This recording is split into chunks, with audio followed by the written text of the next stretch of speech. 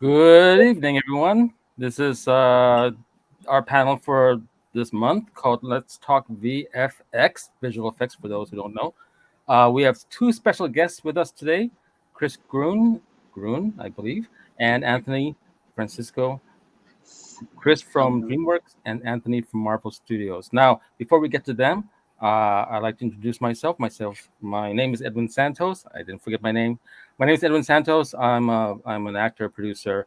I'm also part of the Filipino American Chamber of Commerce of Hollywood as a board member, and I also run the Filipino Hollywood Actors Panel that occurs every June every year. Um, a little bit about the chamber. Our mission is to increase diversity and opportunities in the entertainment industry for the Filipino American community.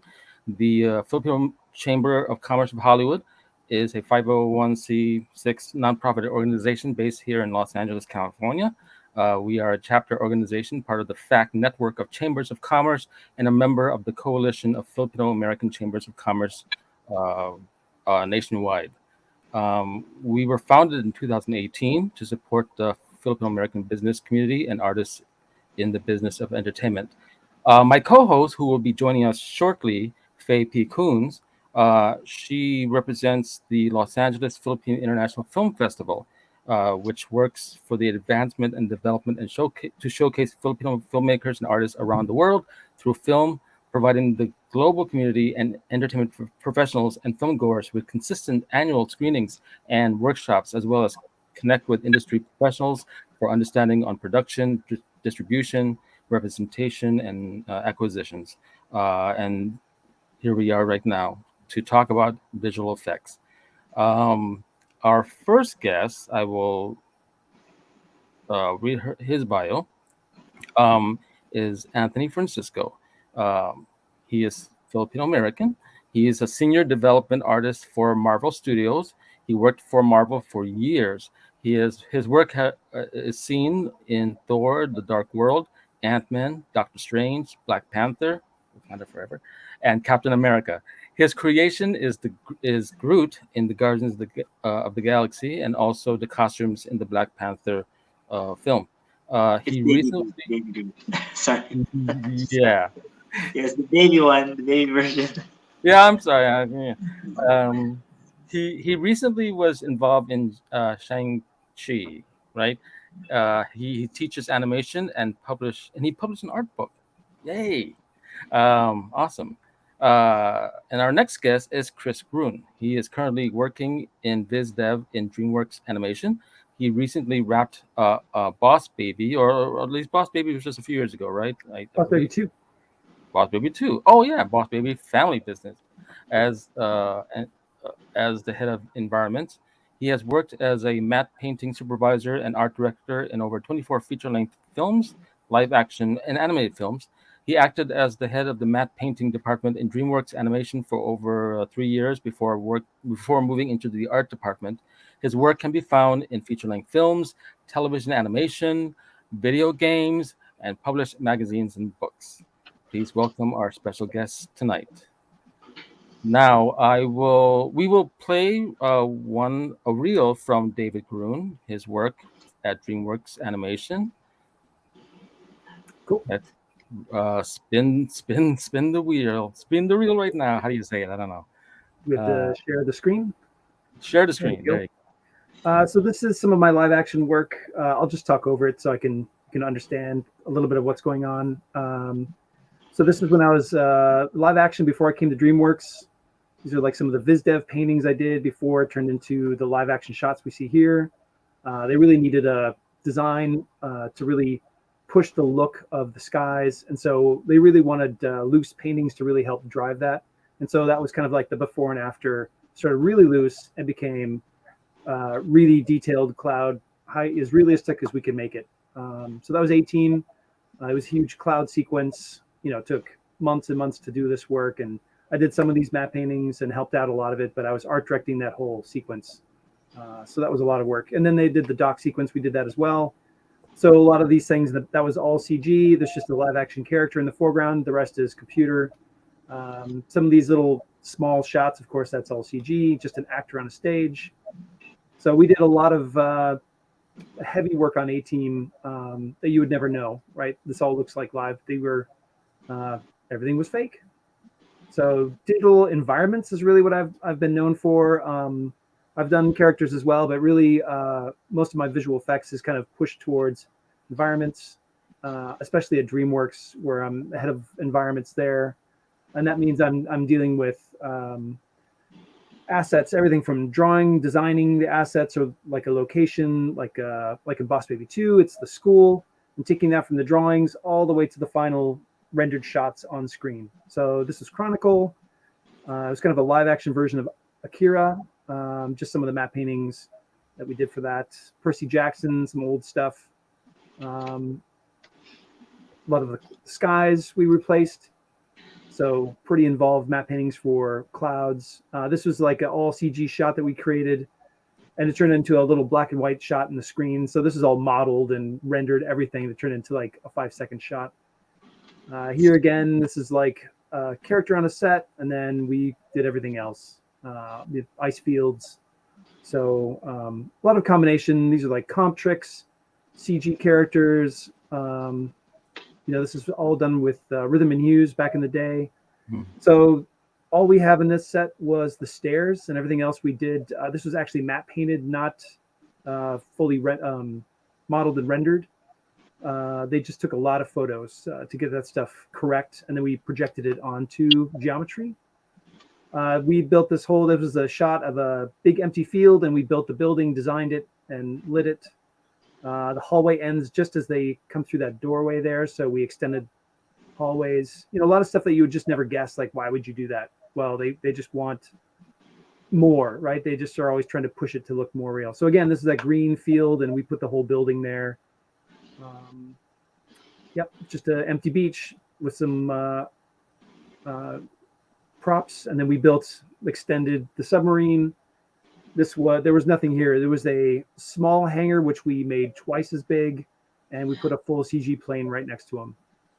So, why wouldn't you just build that plane? Well, it's so much cheaper. And this was a lot of the stuff was about 7 years ago. So even more like what you see in the Avengers and all the Marvel movies, it's like taken even further. So, this is an empty stadium. So we did crowds. We made this whole stadium retro when they won the World Series that year. Did some Hunger Games design work. It was like a 911 thing. We brought in like within 2 weeks to finish some of that work. Cabin in the Woods, a lot of heavy CG stuff, a lot of concept work there. Land of the Lost, did all the characters, all the dinosaurs, all the environments. This was a lot of big, heavy builds that we did. The set ends right behind Chaka there, so all the trees and everything were gone. The set ended right at the top of that crystal, so everything above we had to extend up. A lot of full CG shots. It's probably pretty dark on your screen. A lot of these shots were pretty dark in the theater as well. Again, so we extended everything up a certain height. We were on the largest stage at Universal, and we still needed more, so we had to extend everything up. And here, this is just kind of funny. This is an example of a plate that was shot fuzzy, right? It's out of focus, and they're just make it focus. So we basically had to repaint the entire shot. So that's kind of what you see there. That's the best we could do, is to make that sharp. So we do a lot of those things where there's no sharpen filter. You basically have to recreate the entire plate as best you can. And then here you're doing like a full CG. This is just a matte painting, but it's up close. So that's just a quick reel, some of the older stuff. Here's like Man in the High Castle a couple years ago. So this was before. And then I did the matte painting, everything you see back there. They did a CG takeover of the bus as it drives into the distance. But the matte painting is all mine. We created all CG New York. This was from season 1 and season 3 of just California Street. This was like a full CG model of California Street, which we rebuilt all the buildings and then matte painted it. Here's a before and after. Downtown Hollywood from the 30s. That's from Strange Angel. And here's some of the other stuff you've kind of seen before. Land of Lost, yep. Just some design of environments. We had some key paintings on the left, and we had some shots on the or the opposite, left and right, and we just build that all CG kind of environment work. Yep. And here's just some other student work and stuff for student film work. Take the work wherever it comes, right? VFX, everything and everything. This was for a commercial for a video game. This is awesome. This is giant painting. And basically, you can keep zooming in forever. And the only thing that you see on screen in the final commercial is like that.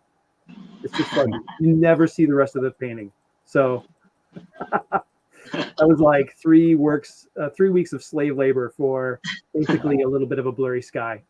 Did they zoom in on it too, or they just? No, it was just blurry behind some heads talking. That was it. Like this huge environment. I mean, it goes on That's forever. amazing. But that's typical. You never know, right? Yeah, like 3 weeks, you said. It was 3 weeks of back and forth. Really getting into the details, and you just never see it. So it's all about the CG characters usually, right? That's what Anthony does. So he designs characters and costumes. Yeah. Yeah, when you were working on RIPD, that was one of the things we were kind of designing, was how one of the RIPD characters would kind of dissolve into air or something. Yeah. Right? That's part of visual effects too, where how does the light effect work with the smoke? And I would try to come up with some ideas, and then they take it through to visual effects to do the R&D, right? You still have to do that stuff to figure out what kind of volumetrics you would need for the light, for the smoke or light, or the how do you say, the wind, like the wind effects. Yeah, the effects design, right? That's a lot of where visual effects kind of comes from, is like you're designing what the effect is. Yeah. Like blowing sand. We used to do it a lot with miniatures, and then now you do it all in full CG. So well, from my limited knowledge for VFX, when you do matte painting and environmental work like that, do you, because I see some of the reels, it has like the actors passing by and stuff like that, do you also match, I don't know, the color of the reflection of their faces to the environment? Yep. We do a lot of digi doubles these days, which means like the stunt is so crazy that a person would die, so you can't do it on set, right? Like a lot of the Avengers movies, like, is Tony Stark really in there, or was that just a full CG character being flopped around? And what they do is they do HDRI. So they shoot, or they create a sphere around the character that influences the light on the digital character that's flying through the scene. So you get as real lighting as possible with that. And so they'll go through with, I believe, like a New York sequence. They went through, ILM just shot like all the streets that they destroyed in the end of the first Avengers, and they just mapped it onto geometry. And so that was real geometry influencing the lighting of the characters, the CG characters. So they go to as far as possible to recreate that reality. And it's definitely the lighting, like on the characters on set, right? The virtual sets you see in The Mandalorian, basically you're on a live giant screen, and that's all done in typically Unreal. So it's live Unreal geometry that they can move and light and change the lighting like on the fly. And so your actors are getting that real influence from light onto the characters, and it just puts them right into that environment. When you said Unreal, did you mean Unreal Engine or just Unreal, like? Unreal Engine. Unreal Engine is so if we're looking at a lot of modern visual effects, they're rendered or pre-rendered. You get a Houdini or some other Maya package, and you're rendering out each image, and then you just play that back. Whereas Unreal, it's all live. And so what they did with Mandalorian, and those are live sets. And I've been to one of the virtual sets that you can literally just move the light, and it interacts, and the entire screen live updates. So it's just mind blowing. Yeah, so it's time to learn Unreal Engine. Yeah, And that's Do you kind of guys where use we're that? going. Yeah, that's where we're going. Are we ready to jump into live action or Unreal as a virtual set for film?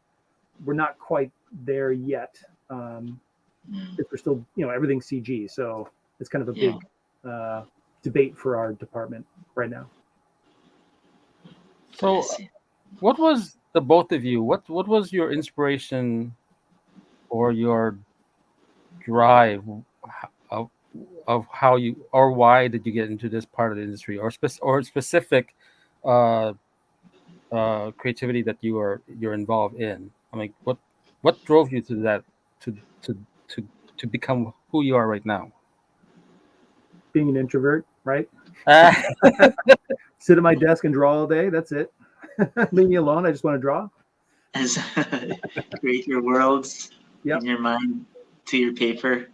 Yeah. Um, I think one of the funnest things I watched when I was younger was Clash of Titans, and then ah, seeing all that stop motion stuff that you would see there, and thought, wow, that's amazing. It looks pretty real. Back then, to me, being a 6 year old, I was like, that's yeah. amazing. This guy's so scary. That Pan character, the demon character. Yeah, it really scared me, but it was also so amazing. So I was thinking, how could I, do something like this? Actually, at that time, I didn't know anything about special effects or visual effects. I think after Star Wars came out and there was like behind the scenes and stuff like that, that's when I started, trying to look into it some more. Um, I think it's not until I came to the United States when I found out there was such thing like as a creature designer, and that was the beginning of me following a career in concept art. You know, Yeah. um, But back when I was a kid, though, like there's no school that taught that. yeah, There's no path to being a concept artist for film. That's just like some random thing you accidentally fell into. Whereas now, like there's schools, there's people looking at schools for that. There's whole entertainment design, right? Art center, like every school yeah, has some kind of concept design. Whereas yeah, even in the 90s, that didn't exist. Like it was only in the mid 2000s probably that started really becoming a curriculum that you could join and take. yeah. I forgot to mention Jurassic Park. That's another one that really made visual. That's considered visual effects, right? So that huge, looking so real like that, also kind of inspired to do that stuff. But you really took it far, though, Chris. Right? Well, You. that's Jurassic Park is interesting, right? Because that was one of the first that they had realistic moving dinosaurs, but there's only a minute and a half of actual visual effects CG dinosaurs. The rest was done with live action. Like the foot when it steps in the mud was a gigantic foot stepping in the mud to make it that Yeah, much more real. They used it really properly, right? They really used the limitations of the medium as best they could. Whereas now it's just all green screen or let's just do everything CG, you know. yeah, yeah. There's some directors that still want to see it traditionally done so the actors could really react to it. Yeah. But yeah, but they've tried some other ways to have actors see something there, even though it looks kind of funny, like in Thanos wearing that big cardboard cutout. It's like, how do you not laugh? But um, even the acting seems like it's getting better Maybe they're in more CG. used to it. Yeah. Like I think one of your questions earlier, Edwin, was about an actor in a green screen versus like a virtual set like Mandalorian or building the set out. And of course the actors are gonna just be able to act better if they're immersed in that world, right? Like what was it, the first Lord of the Rings? They built everything. Rivendell was like a real place. And how could you not be an elf just walking into that set? Right. Yeah. Plus your makeup and stuff, you see, oh, I Yeah. already look like an elf, so I feel like an elf. yeah, they're already in character and they're already like so. Just seeing the set is just an extra motivation to be that elf. I don't know, something like that. Yeah. Um, the challenges of doing visual effects. I know it takes a long time, but it's worth it, right? Well, if you love it, right? I mean, we go into this field because we're drawn to it because of the imagination, the creation, the art, making something so cool that nobody's ever seen before. I mean, that's a lot of why we do it. Hopefully, we get paid for it. right? I mean, Yeah. See all your names on the big screen. It's just yeah, but just that's you never know, right? Like if it's just like one little name after thousands, right? After a Marvel movie, and there's like 500 companies that work on one movie. Yeah, that was me. Like if you're lucky to get credit. But that is one of the biggest reasons is like you love the work, and you hope that they don't take advantage of you because they want to. Yeah.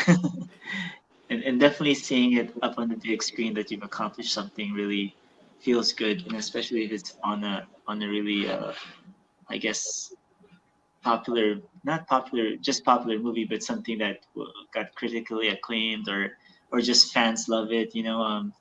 There was a scene that I talk about sometimes because not much people know that I got to influence it a lot. Was in Infinity War. There was that scene with Doctor Strange versus Thanos were fighting, and Thanos brought the moon down on Doctor Strange. He broke that all in different parts. That was a VizDev idea I had done and then pitched it, and they liked it enough, even though it was so crazy. Actually, the painting is crazier, but the VizDev, the visual effects department was able to take it and then make it feel more real than just my 2D illustration that I kind of pitched. So from that beginnings idea to what it looks like on screen is just that pipeline, that all those talented artists, and seeing that on screen, it really makes you feel accomplished, but at the same time, only these people would know about it. Right. Well, I mean, Yeah. you were part of Black Panther, which was pretty awesome, right? It was critically well received, and it was like just the whole African culture brought to life. Must have been really cool to be a part of that.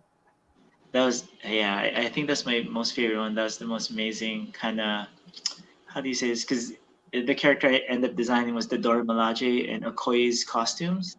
So that was surprise, but not a surprise. It's almost like I hope Black Panther would do really well, but I didn't realize it would do really well. And that costume kind of got me a little bit more exposure. And there's a BuzzFeed article about it, and it just went viral after that. So that's something, yeah, I'm really proud of. I'm really happy that people I guess liked it.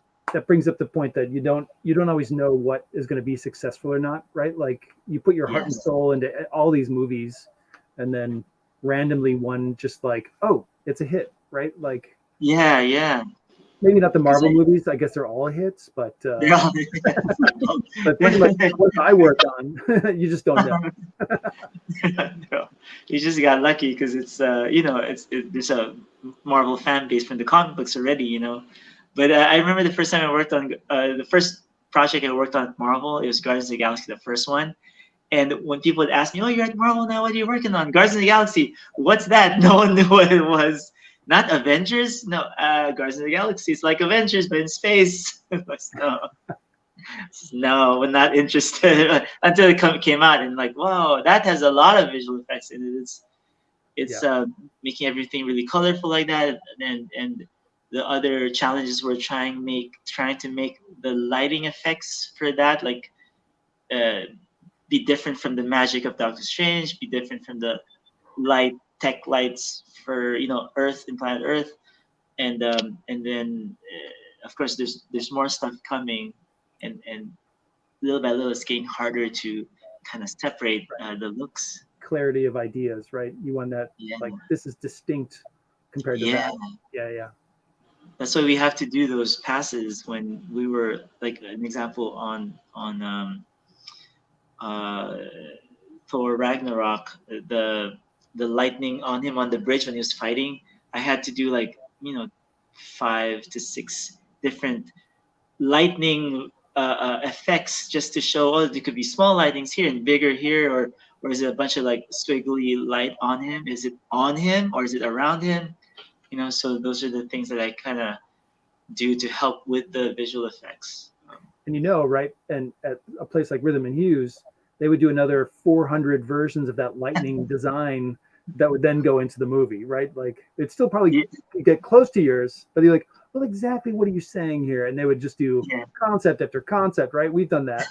Yes, we've done that. Yeah, it Yeah. was like we'll try to make it better. Or once you're already doing the test, it quite doesn't work that way, so it comes back to us again to try some more ideas.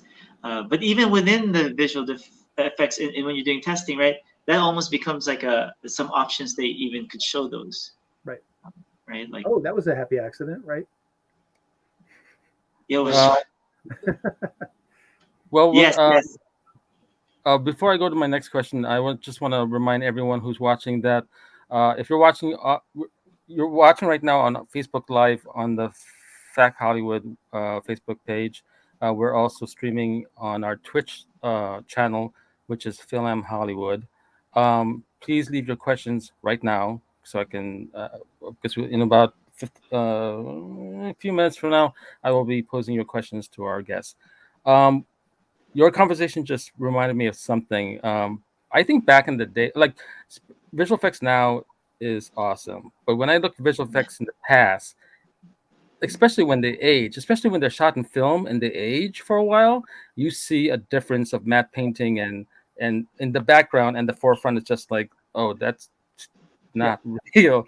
And then that's one thing. The second thing is that, and I don't know if this was brought up, but and I'm not sure I want to bring this up, Anthony, because I might be you might block me. Oh, blacklist me. No, it's good. Um. Oh my God. It's all Okay, good. so I'll say it. Is it Infinity War? Right, Infinity War. So I, I didn't notice it when I was watching the movie like 5,000 times, but I noticed it afterwards, and I noticed that uh, when Captain America and Thor met at during the war, the climax, right? His his shield was already cracked, and by the time they were fighting Thanos, his shield was round, and it was Thanos who cracked his shield almost half. And I'm just Yeah. like, what?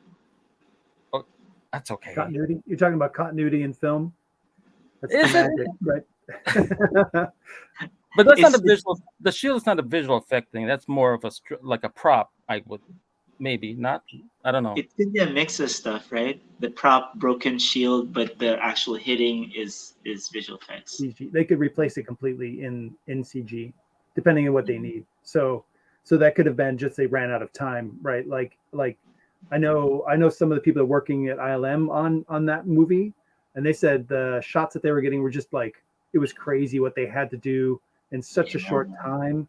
It might have been simply an error, just like a continuity error, like when you're watching it again and again and again, and you might just like, oh wait, his shield's the wrong one at the wrong like Yeah, just been a mistake because they have the technology to change it. They it could have does. done something to cheat it, you know. Yeah. How about those amazing taking away the beard of Superman? That's like, it felt so weird. Like they took away his beard and his mouth was like, and but that's kind of like the challenges you have to do, when you're in visual effects because it needs to be done. He can't shave his beard at that moment. Wow. I know in Marvel stuff we have instances where maybe the costume might be a little loose on the character, and you need to tighten certain parts. I won't say which ones because I might get in trouble. I mean, Yep. um, or yeah, or the favorite one I have is when they make people younger, right? Like, Oh. Yep. That's yeah, amazing. When I saw Robert Downey enter that kitchen, living room, dining table, yeah, it looks like the Brat Pack days. I'm just like, what the happened? Like that was the first time I ever seen that ever, and it was yeah, amazing. Oh Yeah, my uh, God. that deep fake technology, you can almost do it on the fly, like on your phone. It's so amazing. Like you don't even have to do a whole digi double. You can do deep fake really easily now, and it almost wow, tracks itself like a 2D track, not even a 3D track. It's pretty yeah, crazy the technology that's there these days. so But what you were saying before was the sometimes the old effects look bad. You can tell the matte painting because the color is off or whatever, and that gets into a whole world of like shooting on digital versus film, and then you're color matching the plate. Like right, the mm, old film is like a plate versus like a CG plate, and yeah, that really always looks. If you look at it on TV versus in the theater, you'll really see those colors pop, right? Your TVs are probably better definition now than they were seeing it cast through film. And color is a huge part of what we do in DreamWorks. Even though it's all CG, it's all computer, we still have issues with color matching and oh, this is what I saw at my desk, but this is what I see in the screening room. It looks different. Why is it different? Well, it's even worse when you have 5 different kinds of cameras you're being shot with, right? It's not always the same camera on set, or like the ADR stuff could be like a cheaper camera, and then you've got different resolutions of film that you're like all trying to match to each other. So it gets incredibly complicated dealing with all that and the visual effects side, and it's really boring and confusing. So it's not worth talking about. I find it fascinating. Oh yeah. Go ahead, Anthony. You have it.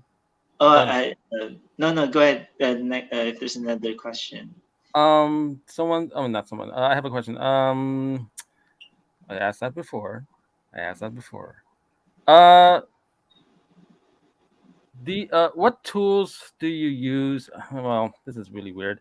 If I ask you this question, it's the tools that you use right now in the industry. I don't think students have any access or affordability to access those tools. But what student licenses, man? Yeah, you should be able to get everything as a student. Like, oh, really? Oh, okay. Yeah.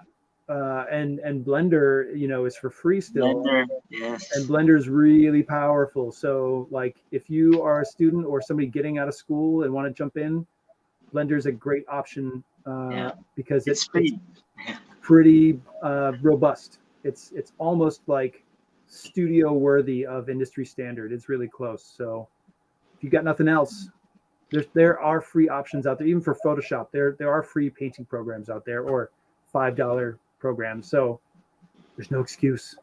Yeah, you can do it. Not like back in the day, right? It's so hard to get access to this, or even classes, or even free tutorials. And now, yeah, if you're not like internet savvy, then it would be some of the problem. But if you have to start just doing that, just so that to gain all this knowledge that's free right now. Yeah, I remember like when I took multimedia classes. I was trying to be what you guys are now right now. But I end up taking Maya classes and Boris FX and all this other stuff I don't remember now. But yeah, it's you, like you said, it's more accessible now than ever before. The main thing is that you get familiar with, like, if you want to go into 3D or CG, that you get familiar with a program, because you'll find that once you get familiar with one really well, that almost kind of translates to a different type of program pretty easily. You just need to know where the buttons are. Everybody's going to be rendering, everybody's going to be modeling in a certain way, right? So if you learn something like Blender, you could probably jump into Maya pretty quickly once you figure it out. Or we're using like Houdini at work, but then like, there's so many different renderers that you can work within for getting a final image out, like KeyShot and ZBrush. Like there's so many options. So you just have to get familiar with one of them. And if you want to get into the workforce, that should translate pretty easily into another.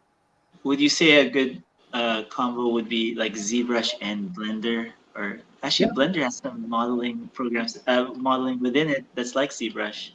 Yeah. I mean, ZBrush is pretty cheap, and it's like license. I think you pay for it once and you get it forever. Yes. So that's pretty handy. And yeah, they work well with Blender, and there's probably other experts out there that can tell you more.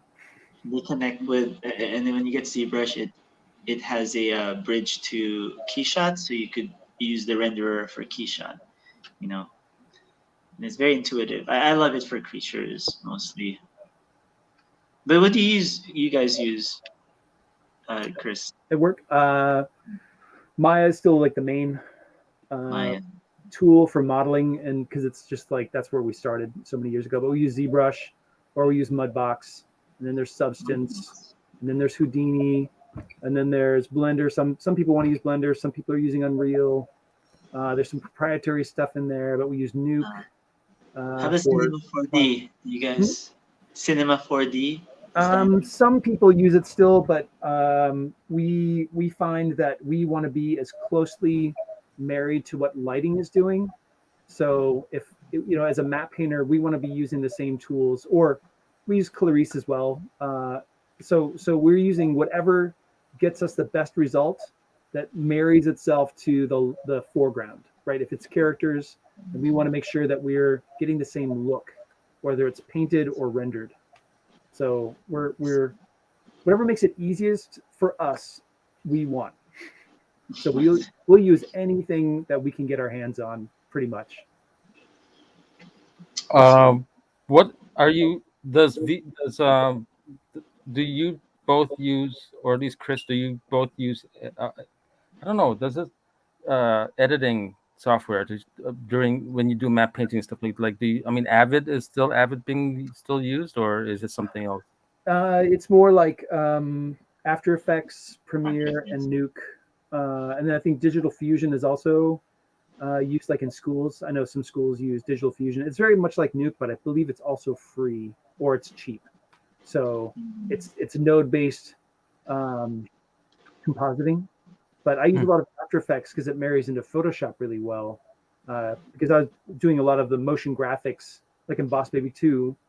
There's so many cell phones and computers, and they're all tapping on it. Well, I was the one creating all those graphics and making sure that animation pushed the button at the right time. So getting those renders, we had to design it, get it approved, animate it in After Effects, and then push it through surfacing so it appears below the glass. So it went through like 4 departments to just be able to get it in screen, which was way more complicated than it should have been. Wow. When you said surfacing, that's a different program? Substance. So we use Houdini as our main lighting package, and Substance feeds right into that. Pretty straightforward. So we would then render out images from motion graphics out of After Effects or whatever program you want to use, and we just turn that into a texture, and that was just live streamed in the shot.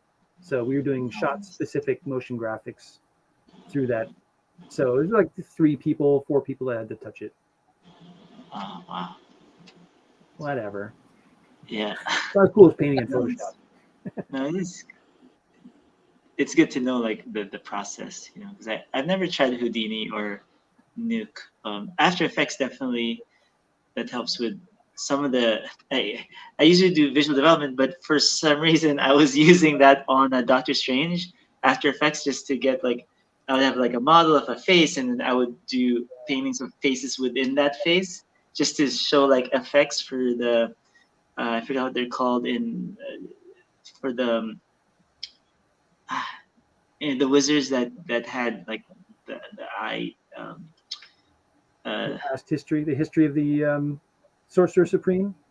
Yeah, like because Dormammu is trying to come into the world, and how does that look like when someone is affected by the dark magic, so something like that. So that's when I was trying to use After Effects just to figure out the lighting and compositing of stuff.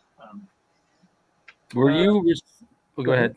Go ahead, Greg. No, I go. just saw a question saying that pen and pencil painting is obsolete in the workspace. I do it for myself on the side because sometimes I need to get an idea out faster. But yeah, if you don't like to use pencils anymore, you don't even have to just go straight into Photoshop or ZBrush. But I still use Photoshop a lot. But I try to incorporate with 3D if I can, just to get that into my pipeline. But luckily, not luckily, but it's more like at Marvel, they still really appreciate the painted look. But sometimes I do want to just model it once they approve it, so I could really like define the parts, especially if it's a machine, So yeah, I did model Teen Groot because it's easier to show a turnaround after you model the design they approved instead of painting a turnaround. Actually, it's easier to paint a turnaround, but the model looks awesome. Yeah, in animation, people still use pencil and paper to design. Nico Marlette, one of our main character designers, he did all the Kung Fu Panda character designs. They're beautiful. He still doesn't use computers at all. So wow, that's amazing. So you still have traditional artists, but it helps unless you're some like amazing artist. Everything you draw is just perfect and amazing. People like us, then we have to do everything we can. So we have a couple, like we hire freelance people that may do more pen and pencil stuff, but the main artists that are there typically do digital. It's just faster. It's faster. You can get a lot of variations so much faster. Like once I have one idea, I could do like 10 in just like a day or something. But they'll all get rejected, and then they'll just choose one. Yeah, But yeah. learning to draw translates right into Photoshop, and learning to paint traditionally will help you be a better painter, right? Would you say that, Yeah. Anthony? Yeah, yeah.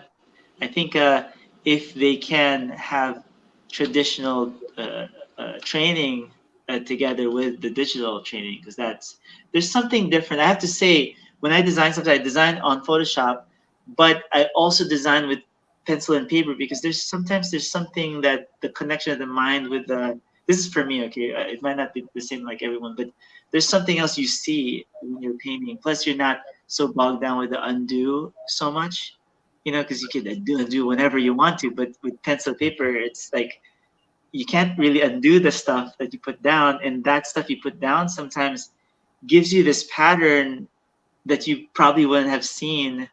And it's almost like just finding the ghost within your design, and you say, "Oh, this one looks cool," and you take a picture of it, and then you put it into Photoshop, and then you start painting that. Yep. How much of that work went into Anthony the dreamscape of Doctor Strange after he was sent all over the universe? That before he became Doctor Strange, he just went through Yeah, that whole craziness, psychedelic galaxy, which I yeah. thought was amazing. But like, how much work was The, put the into that? mystery magic tour. Yeah. That's the one. The magic mystery tour. I guess that's like, yeah, that one we had a long design. What do you call this? Design development for that because sorry, I almost said something.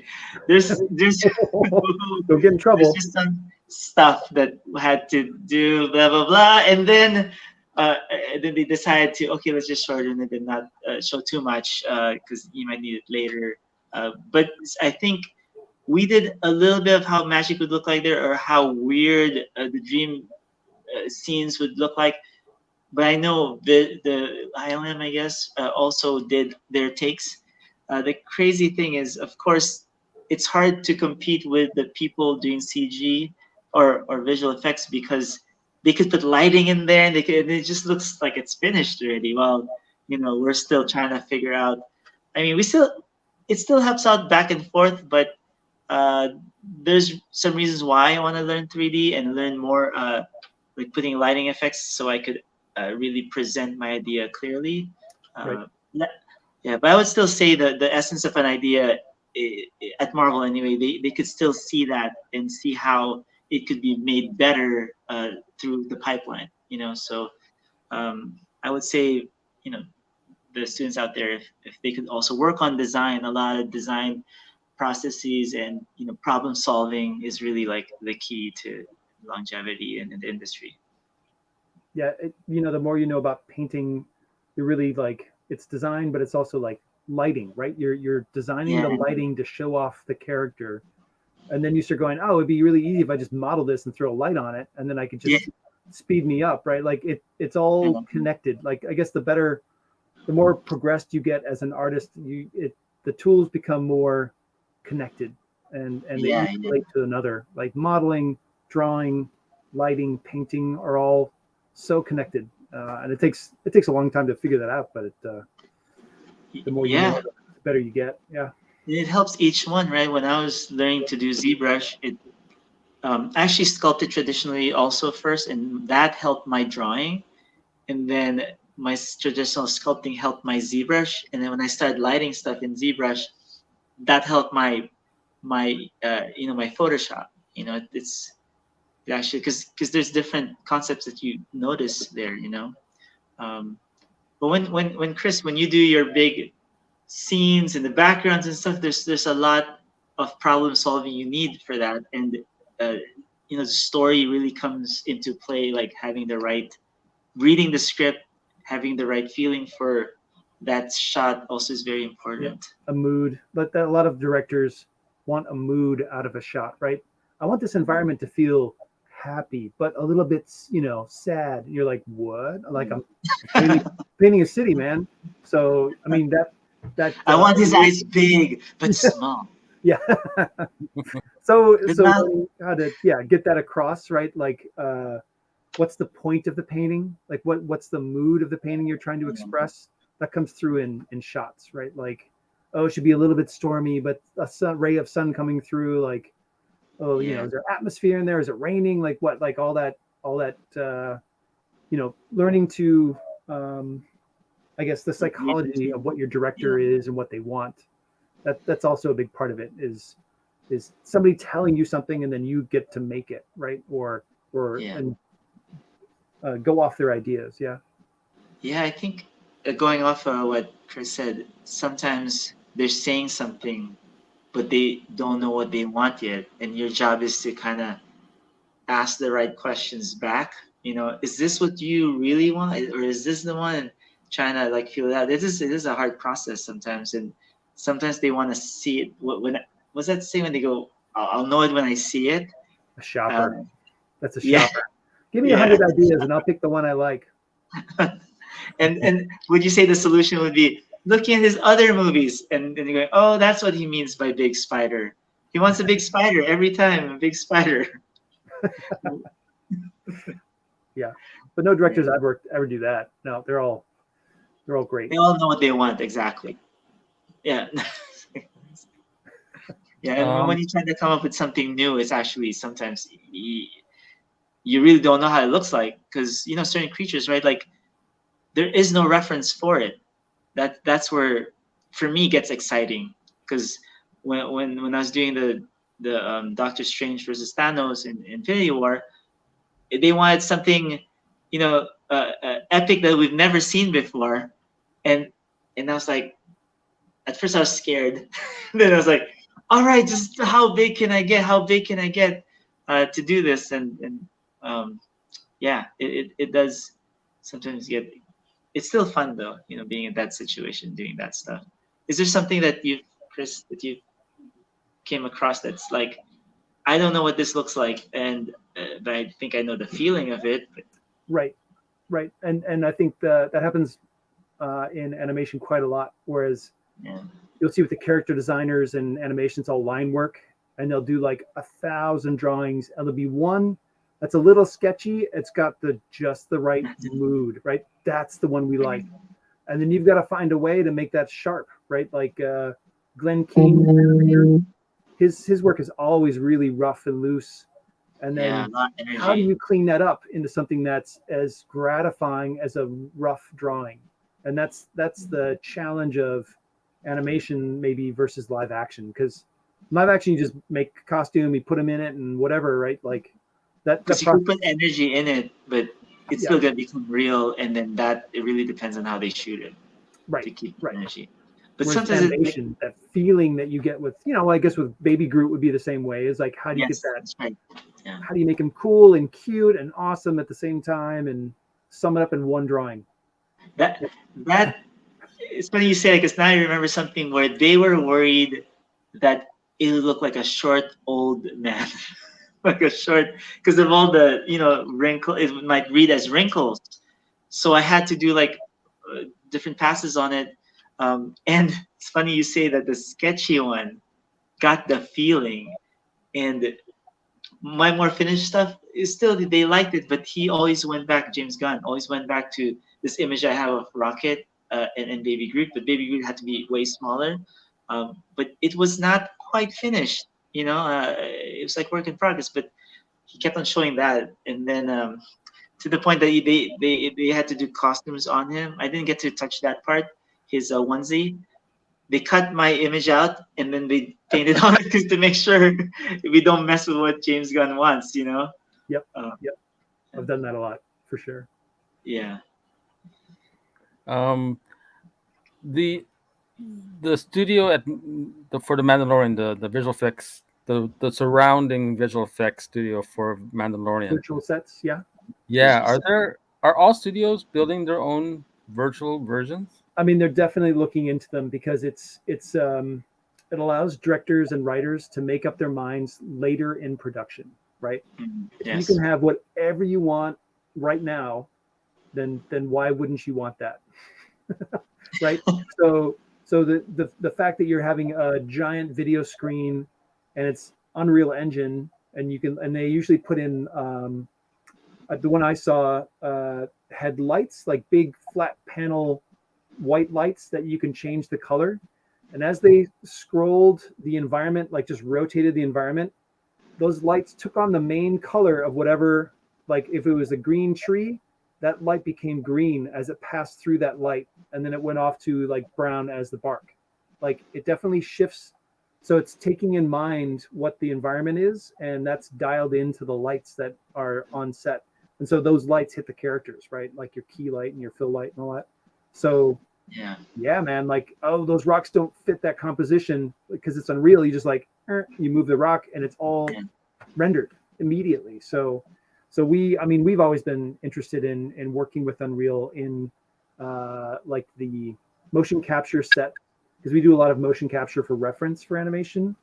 And for animation, I think that really gives the power to the director and like the rough layout. The previous guys have the ability to look together, see their cameras live, get the feeling of like the lensing, and it just gives a lot of freedom to the directors that know how to use it, let's say. And so I think Mandalorian is just a great success with that. You know, James Cameron does the same thing, right? He's the one that really pushed the technology for Avatar, and everybody wants to get into that because it gives you freedom.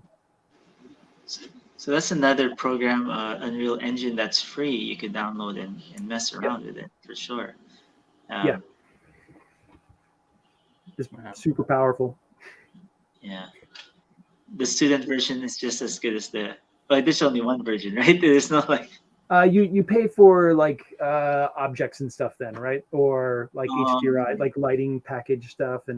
But yeah, I mean, there's so much out there that you can use, kit bash your own environment or whatever, right? You're still doing animation in another program because they don't really have animation tools per se, because you're playing, you're doing it in Maya and you're just bringing it in. So you're still using two pieces of software, Blender or whatever, and Unreal. I see. To populate the scene with your modeling program, but then the game, the scene itself is in Unreal Engine. Yeah. It reminds me of Project Offset Engine. That's how we'd set up the Project Offset Engine, and you drop your character in, then you run around, then you fix the gameplay again, then you drop yourself in, then you run around again to see if it flows good. When I used to work in games, a long time ago. Is there a difference between games, like what you just mentioned, and film? Like, I mean, unless the movie is about a video game, but most movies that do video games don't look like a video game. Yeah, it's Right? getting closer and closer Getting to. closer and closer, for sure. Oh Yeah, no. And it really comes back to that methodology of how you're structuring your pipeline. Are you pre-building assets and then using those as instances in the world, or are you pre-rendering everything, right? It's just like a mentality. You do have to set up everything in a certain way to work in Unreal versus like Maya or something like that, or in Houdini. It's just a different fundamental process. You can still build assets, but you might want them to be lighter, and so you can instance them better in Unreal versus like super heavy, crazy environments, which may bog it down. We had on Dragons 3, How to Train Your Dragon 3, we built this set that it was like more than, like Maya couldn't handle it. It was so long. It was like done in real space, which computers can't really do. You know, it was like 15 miles long or something like that. And it's like, it's insane. Like the action of the camera space was like this big and the environment was like off the screen. You're like, the characters, you can't even see the pixel that a character's in because it's so small. The environment was so large.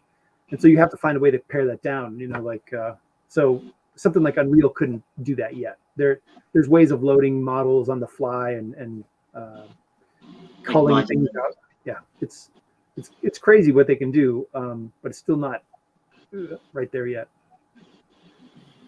Maybe next week it'll be there. Wow.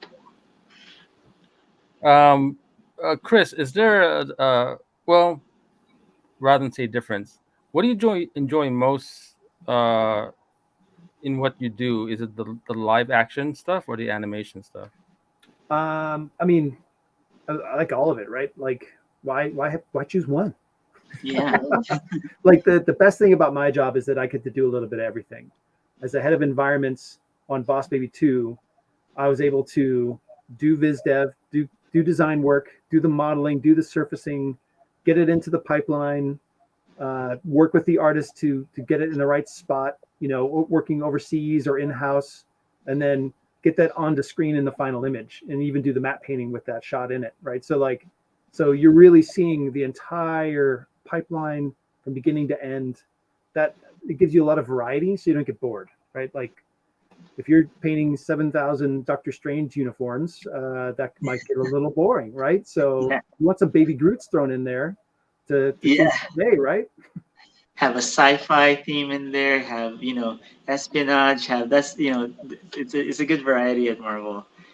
Now we have animation and TV series. So it's Is good to it? be. Don't tell me, Anthony, it's your idea to have the cape of Doctor Strange on top of his winter coat and his sweats on the trailer. Is that Unfortunately, what? I didn't get to work on the latest Spider-Man. I wish I would. I wish I could have. That would have been awesome. It would have been like a, um, yeah, yeah. Do you see the trailer, right? You see I saw who the trailer and I saw Strange wearing a strange a outfit. str- Like even what? stranger is the ending of that trailer when you see Doc Ock. Yeah. Yes, That's awesome. we see Doc Ock. Oh man, this is gonna be cool. I wish I worked on it. It's gonna be amazing. Um, yeah, I worked on the first one and the second one. Um, which the second one, what I did for the second actually ties to what we're talking about because of visual effects. I worked on the what do you call it, the nightmare sequence of Spider-Man versus Mysterio. So I did some things for that. The pitch I was making was because Mysterio is trying to kind of gaslight him, I guess, to thinking that he should not be a superhero. He could live a normal life and this kind of stuff. And I was thinking of the dreamscape would be this big um, uh, game board of life, and you'd see him in there with Mary Jane and stuff, and she would be in the car, but then it would be like in a nightmarish kind of way. So I was like doing that for an idea, and and they liked it, but we couldn't do the game board stuff. So instead they did those other sequences. Hmm. Okay. I'm running out of questions. Or it's almost an hour, so it's Is like it an hour? I'm yeah. having I haven't kept track in time. I want to go to questions. I do have one question here. Oh, how? Okay. Before I even ask this question, everyone who's watching right now, this is the time to leave your questions. I will go through your questions right now. So Q&A process now. Uh, okay. First question, or this first question: how do your children influence your ideas? Anthony's children influence my ideas daily. No. Yeah, like I've got two girls and they're both teens right now, so they definitely influence, just all the women's issues and everything that's come up right now, like designing for film. Like you want to keep that in mind, like girls watching this and what you're showing them and how you're portraying them. That's really important to your own family, like so that I think that's the biggest thing for me, and making sure whatever I'm doing is cool to them. That's also the other thing. But yeah, Yeah. like we're definitely a very liberated family. So my wife and kids are very, conscious of what I'm doing, and Yeah. yeah. Yeah, I would say the same thing. Because my daughter now, she's 12, and sometimes I forget what she was telling me about something. You shouldn't support that, Dad. Like I'm not. What am I doing? Like I forgot what the topic was, but it was something she made known to me. And of course, they're proud too with some of the other work I've done with the Dora Milaje and how I treated that design. Um, how do you say this? Translation into film that and not making them scantily clad and stuff. I really made I really made sure to make them feel like traditional warrior women, but very fierce and more um, looking like warriors than in bathing suits and stuff and fighting that way. Um, Also, of course, Baby Groot was inspired by my son, my daughter. His body is actually very close to my son's like 3-year-old body. I just use that structure exactly. Cheater. Baby Groot's like Filipino. Did you know that he's a brown little boy? Right, yeah. Yes. Yeah. So yeah, they influenced me a lot with that, and yeah. I've definitely drawn my kids a lot, right? I've spent a lot of time drawing them, like when they're in Their gymnastics expressions. class or in soccer. You're just sitting there watching them. It's like, well, better do something artistic. Yeah. And when you say something, your kids have really awesome expressions when they do Oh yeah, do them. You're like, and I've trained them well, right? Like we definitely I've trained them into making like stupid faces quite a lot, and we love challenging each other to make the ugliest face in a photo. that's Why awesome. should everybody smile, right? It should be like the worst thing you can do. Yeah, my son used to do that a lot before too. Now he's 14, so it's like I'm cool. I don't Yeah. need to. It's like, but he's coming back. He's coming back. He's smiling. Yeah. Uh, I have a question. How much? Uh, Maybe you have an answer for this. How much is your life experience uh, influence your creativity, or yeah, something like that? hmm, Well, like I'd say life experience helps with dealing with the studio system a little bit. Like besides creativity, like the part of visual effects is working all the time, and if you're just locked in a closet working like your whole life, then that can be really depressing and hard, right? So life experience like has helped me just dealing with all the stuff I've been through. Like the companies I've worked through have gone through bankruptcies time and time again. So like you have to kind of protect yourself and know that maybe who you're working for maybe doesn't always have your back, or maybe they don't financially can't have your back. So just be aware of your own self. That's one of my biggest things that I tell like students coming in is what to expect as pay. Like you can't always set the terms going into visual effects, but after a while you should be able to get some clout or some time, and you need to travel and experience life to be better at visual effects. Like you need to see the world to know what that's like. Oh yeah, I've been to Thailand, right? Or I've been wherever, and I know what it looks like and feels like, and that helps you influence your art, right? Or going to yeah. Paris and seeing the Eiffel Tower, you're probably going to get a better job of creating a matte painting of Paris, right? If you've experienced Yeah. Paris. Maybe not, Because it's but different when you see it in the pictures or when you've actually been there. You'd remember how those beams would look like because you were there. the feel of it, yeah. And that goes to like the references of putting yourself in a certain mood in a certain time in your life, difficult times, happy times. You'd be able to pull that from your memories when you're designing a shot for a film and it's an emotional moment, and you could bring yourself to that emotional moment and then remember how you felt, and then be able to put that into the gesture of things. Like I always go, there's many examples I could say, but I would have to say when I was doing Baby Groot, when he's cute, he's happy, it's a happy time, and my kids were, always makes me happy. So it's like I remember that, and I'll just use them for, hey, give me a hug, I need energy, and I hug them, and then I just draw, try to get baby Groot's expressions. Even my son's eyes, I would kind of use that. I take pictures of him when like he's playing his game and I don't want to be bothered, and perfect. I take that picture, and that becomes the teen Groot in Infinity War when he's always playing his game. So that's pretty much how I designed it. I pitched him playing a game. I don't know. They never asked for that. I just thought I was like that too.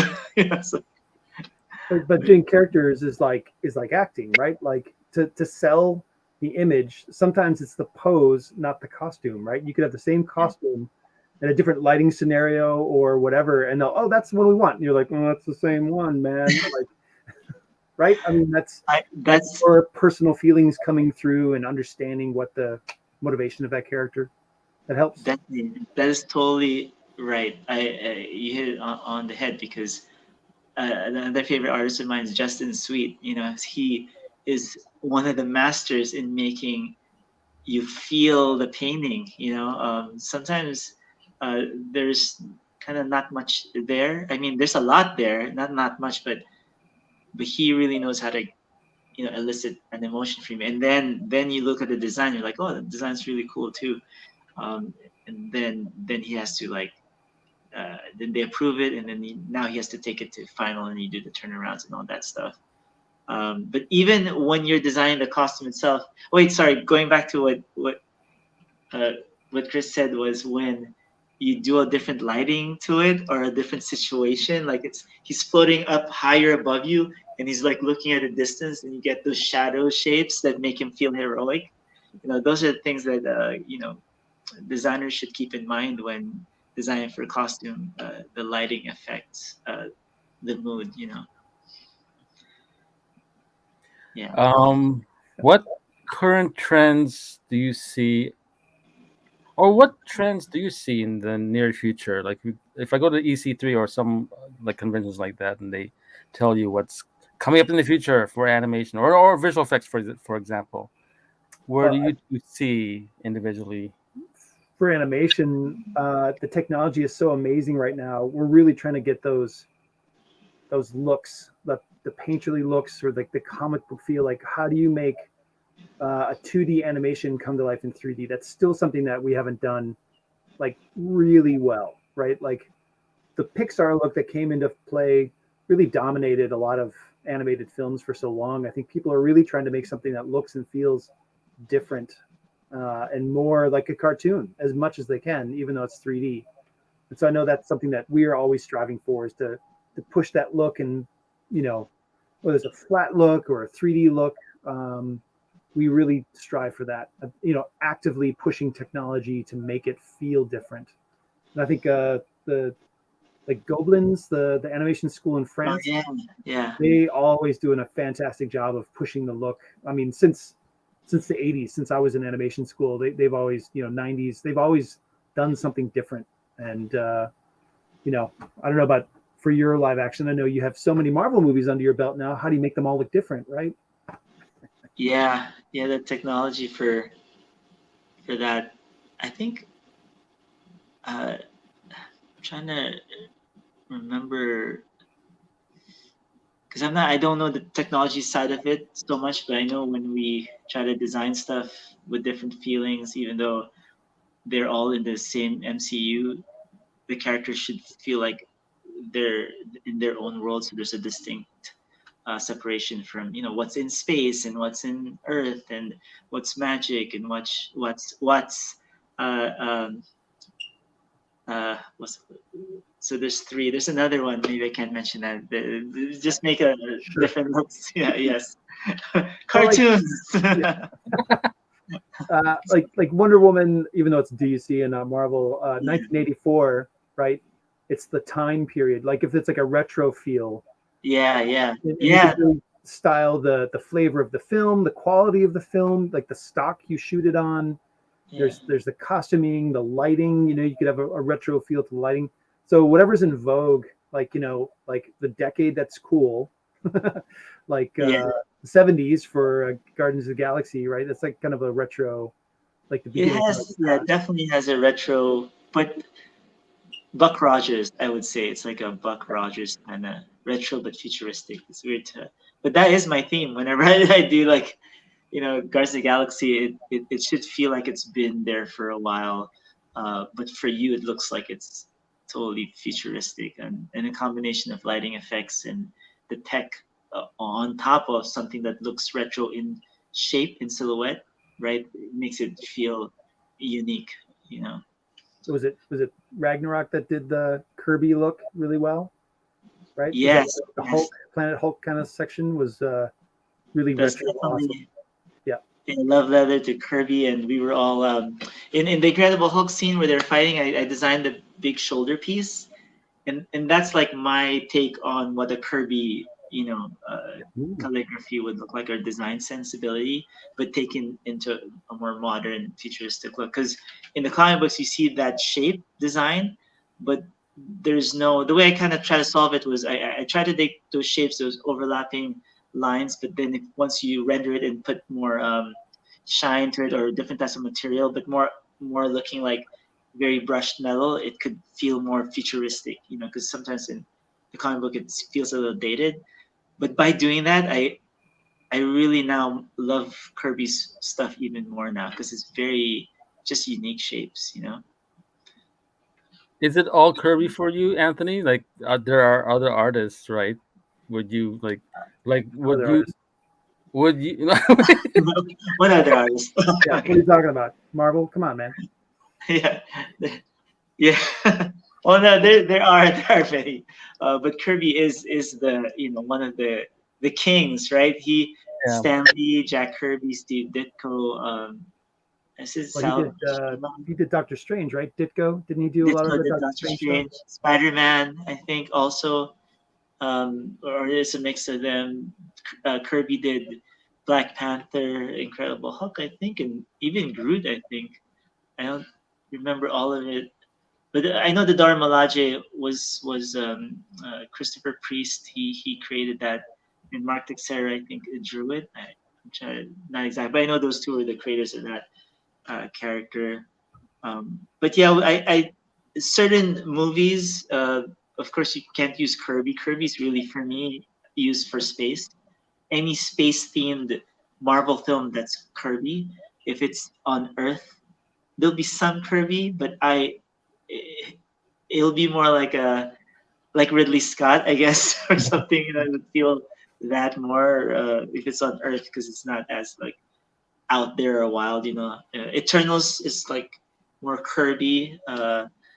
Spider-Man could have some of it, but Spider-Man, the technology, I can't even say which artist.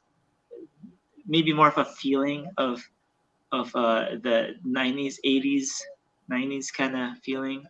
Um, it's interesting. It's not just artists. It could be the influence. It could be to so many things. Okay. Yeah. So, what are the both of you currently working right now? Are there any projects you're working right now that you can say? Well, I wrapped up Trolls Holiday Special. That should be coming out. I think I can say that. Cool.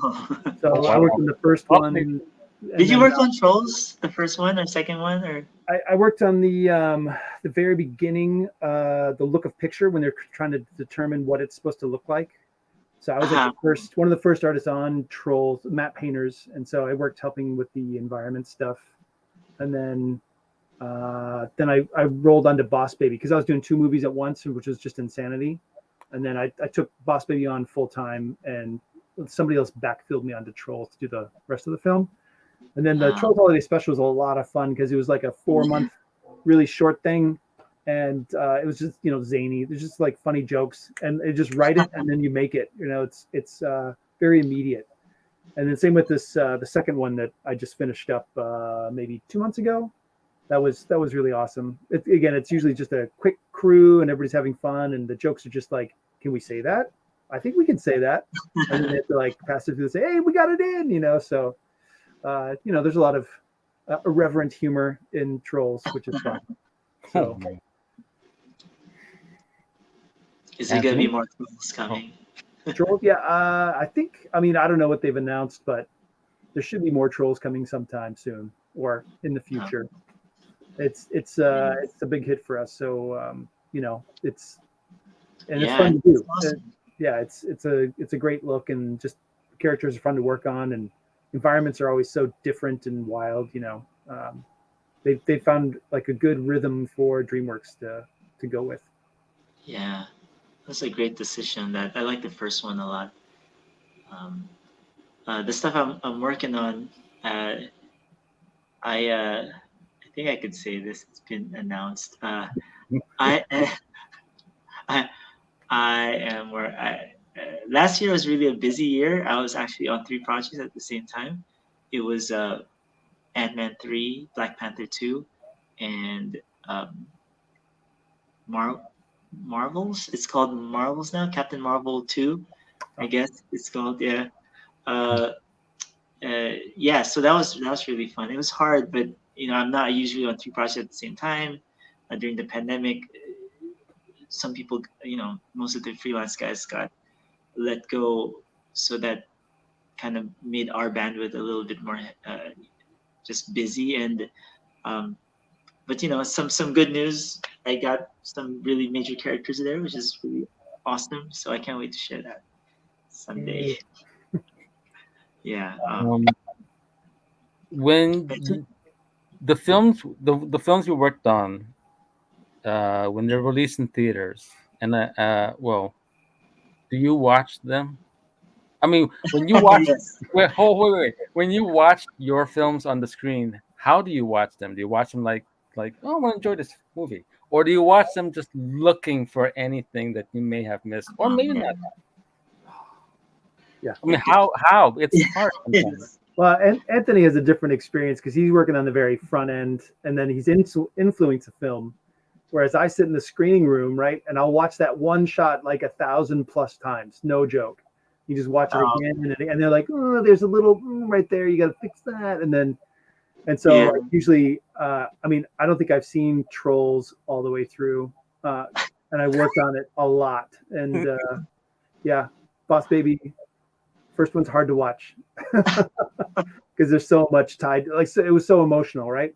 Boss Baby Yeah. 2, Yeah. I'll definitely watch that a little more. It'll be easier to watch. Dragons Yeah. 3. Now that like 3 years have passed, I can watch it again because Yeah. I it's think so fresh. that's what it is, right? If you watch the first time, you're still looking through all the stuff you had to go through, and then if you wait a while and you watch it again, you could enjoy it more without having to think about something that's wrong or something that could have been done better. Because um, at Marvel, sometimes even if I'm not, let's say, on a project, I would be around them. They'd talk about it. It'll be spoiled for me. It's like, Right. whoa, that could have happened. Oh no, this is gonna happen. And then you watch it, and it doesn't happen what I thought was gonna happen. I'm like, what? They changed it. It's like what?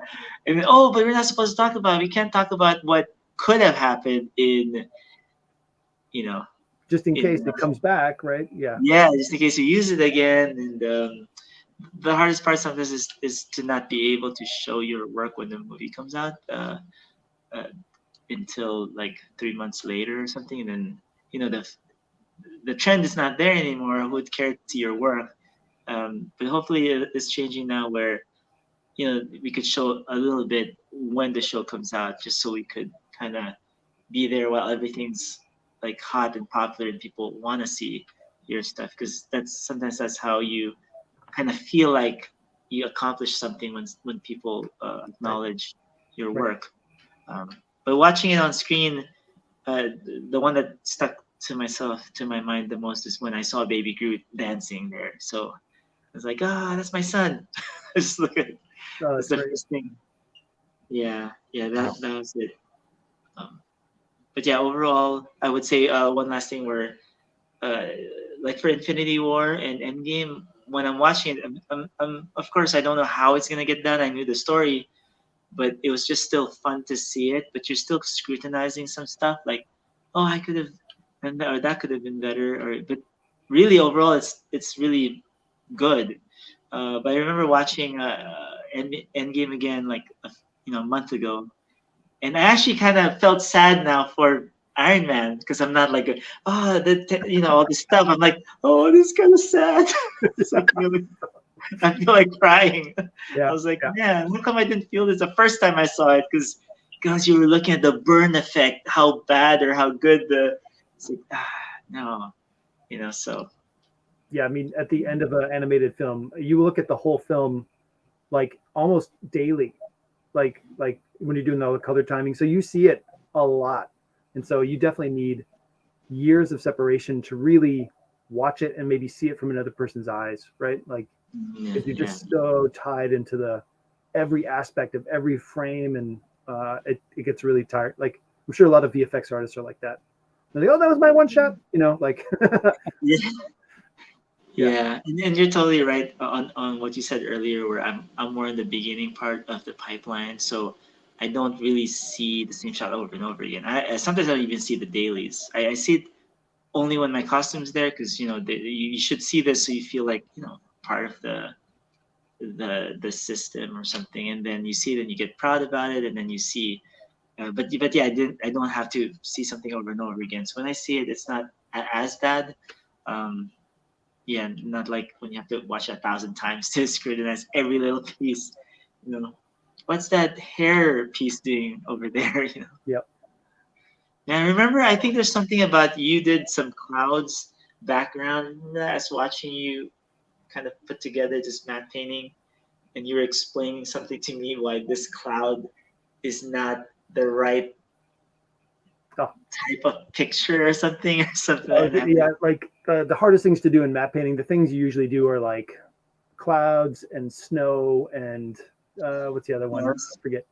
Like, because it's white, right? And so if you're That's the one, yes. Yeah. if you're photographing a reference of like snow and you can't get to Antarctica to take that shot, you've got to find reference somewhere, and then you're piecing together a bunch of different photographs, and they'll be from different quality of camera and different size, and it might be just the right reference, but then you've got to find a way to match it to another snow taken on another day in a different location, right? So you've got to find ways to merge all those things together seamlessly, and that's why it's so hard with like a huge cloud vista, making clouds from flat skies work together. You've got to, everybody's got a different methodology, but desaturating them, stripping out the lighting as much you can, putting it together, and then recoloring it. So it can be pretty involved depending on what you're doing. That actually, what's that? I says that actually taught me a lot about the white balance when you were showing me that. Because then, if I'm having trouble because it's so blown out, and Right. like different images of something, and I'm building a texture. Let's say that Dora Milaje's chess piece, and I would take beating from this one because I had to make it as realistic as I can after they approve the painting.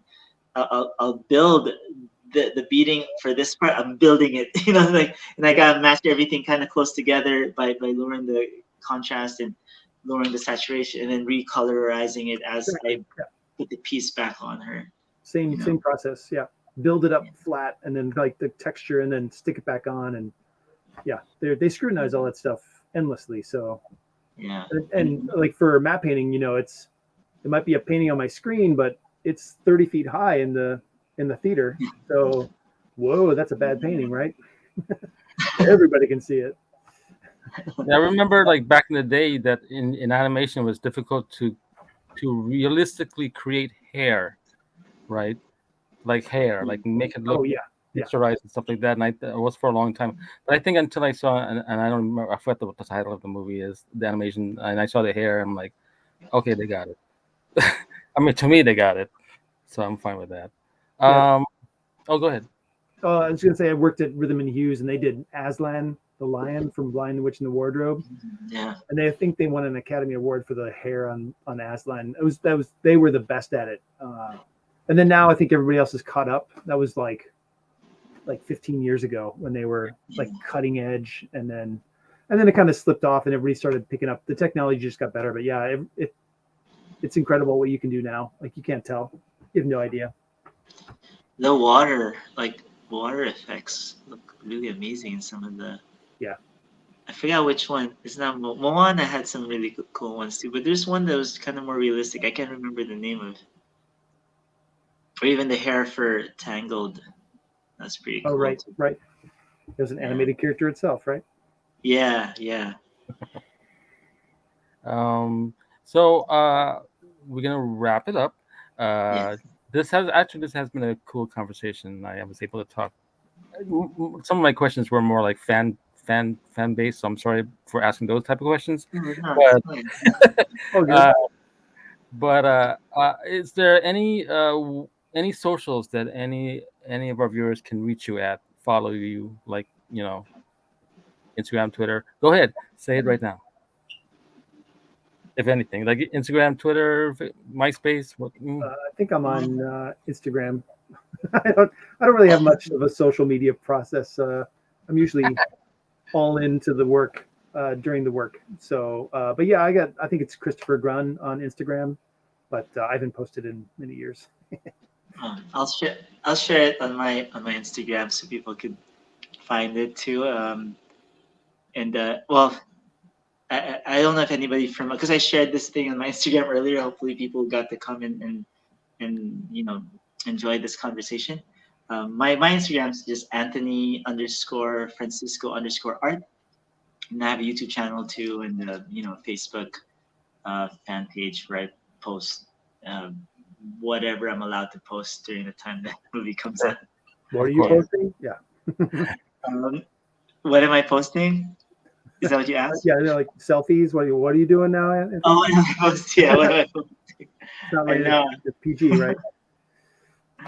Yeah, have to be so careful. Even with this stuff, I think won't be misunderstood as something. It's Is like, misunderstood every time. yeah, because it's like, is that part of the reference they're gonna use for this movie? This movie, sometimes some of those people that kind of try to figure out the Marvel stuff, sometimes they're pretty close. It's like, how Right. do they know this? Yeah, yeah. I think on Endgame, people were thinking about, or before Endgame came out, they're thinking about how will they get all this back to this. It has to be time travel. Oh, Yeah, yeah. they were doing How? that on Dragons 3 too. There were some super fans that were just running with ideas, and it was like, oh man, we better not talk to that person. Yeah, Like, because they come up with great ideas, right? And you're like, we can't, yeah, we wrote it, but it's so close. Yeah, yeah. It's so close. And the comic books are out there already. People keep on asking, what's gonna happen with Black Panther 2? Because Chadwick is not here with us anymore, and I just say, just read the comic. It's all there. Just read it. But which one? I can't tell you. Well, this has been a enlightening conversation for myself and our viewers. Um, if you want to know more about our upcoming panels like this one, you can follow the Filipino American Chamber of Commerce of Hollywood on our Facebook page, which is FACC Hollywood, our Instagram, which is FACC Hollywood, and our Twitter page, which is the same thing, FACC Hollywood. We have a YouTube channel as well, which previews. Well, it doesn't preview, but you can watch past panels that we've done in the last year about film distribution, about inclusion of Filipino Americans in the acting world. We not just actors, but journalists and diverse vice president of diversity at Warner Brothers, and other panel topics we spoke about. You can also follow the LA Philippine International Film Festival on Twitter under LAPIF, LAPIFF, and on Facebook under Los Angeles Philippine International Film Festival, and on Instagram as the LAPIF. Um, yeah, I apologize. My co-host couldn't make it, Faye P. Koons, but she will be on the next panel, and that's for sure.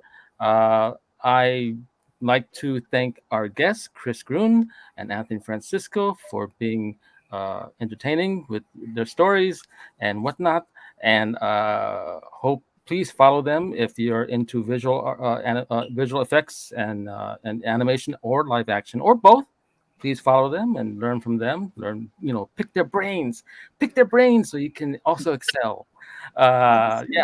Yeah. So High five, that's Anthony. it. We're You high five it. Nice.